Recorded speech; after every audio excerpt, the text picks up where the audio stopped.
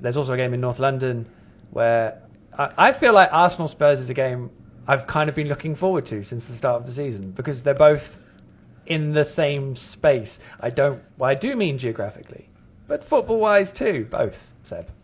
Yeah, I feel like form-wise they're in slightly different spaces. I think Arsenal have been playing that Man United game aside, although they played well at Old Trafford. They've been playing ever so well and are probably the form team in the league. Spurs winning, but not with any kind of flourish or flair. Like it's been fairly pragmatic, and actually there's been a little bit of stat padding.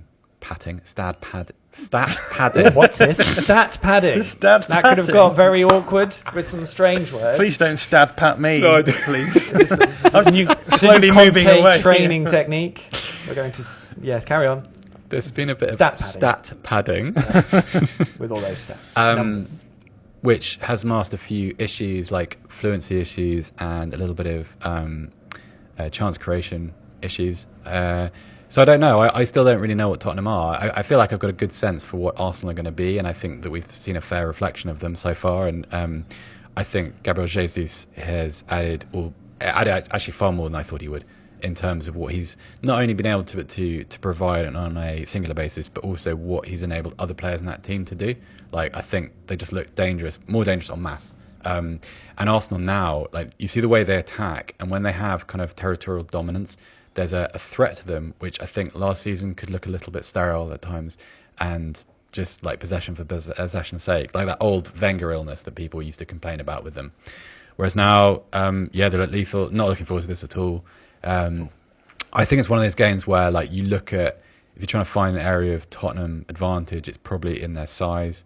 They're a little bit of a roguish team. There's some nasty characters there. Like I feel like if nothing else at all this season, they've shown that they can get results, and they can get results. Well, that's quite handy. And also, like, Spurs fans must be like, yeah, look at this, Spursy, not anymore. Look at us. Yeah, but but this is the thing. Like, if you look at this game historically, I think a lot of Tottenham fans would say that the one thing they want from their team is show up, like show that you're actually in the game, rather than just roll over. Rolled over last year in this game. If you take the last 20 at the Emirates, quite a few of them fall into that category. They turn up, they wait for something to happen, and they respond to it late in the game, and that's just not going to be good enough.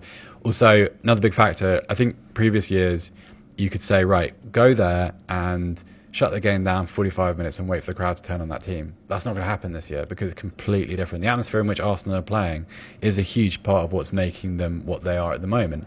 And so you can't just, instead of waiting for the kind of the anxiety to leak out of the stands, you're just going to experience a kind of a swell of momentum against you, and I think that's pretty dangerous. Also, apparently Hugo Lloris might miss this game for Spurs, which is when Fraser Forster is your backup goalkeeper, probably not a good thing. Not a bad goalkeeper, but Norwich City lone legend Fraser Forster. There we go. Lloris has a small injury to right thigh. Nice, That's what my research very comprehensive. Told me.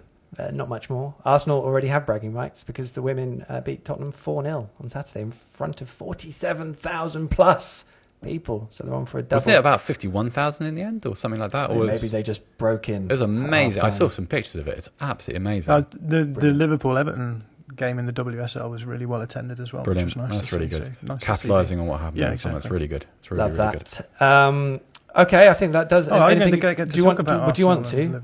Well, I was going to say this is going to be an aesthetic battle, I think, because Arsenal and Spurs are very close in terms of points, right? It's like 1 or 2 points in it, and everyone is saying Arsenal playing incredibly nice football, playing incredibly dangerous football, and Spurs, as you said, everyone's like this is turgid, we're stodgy, grinding things out and winning, and that's the big battle, isn't it? People are like, well, that's the sign of a good side if they're grinding out results. But I think this one will really come down to it's going to be whichever way it goes.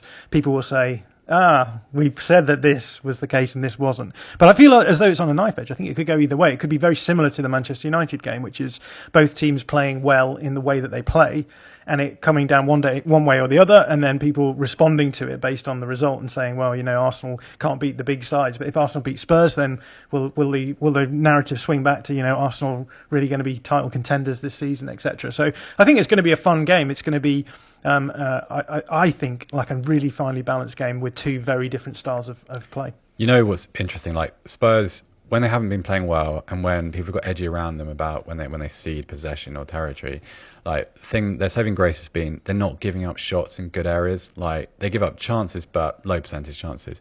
Now, like to me, Arsenal are really well equipped to create good chances with some of the players in that forward line. There's some artistry there. There's players who can scheme in really dangerous ways, but also forwards. Like I think one of the things that's impressed me about Jesus is his movement in the box, like his ability to receive the ball in the box, and that to me that feels like that's pretty well aligned with the Spurs' vulnerability at the moment. So yeah, dangerous times. If you like this video, please consider subscribing to the channel. The Athletic is home to some of the world's best sports journalists, including David Ornstein, Daniel Taylor, Ollie Kay, Amy Lawrence and Rafa Honigstein. There are journalists dedicated to each Premier League team, so every fan gets the coverage they deserve, not just the big clubs. And you can try it for free now for 30 days. See the link in the description.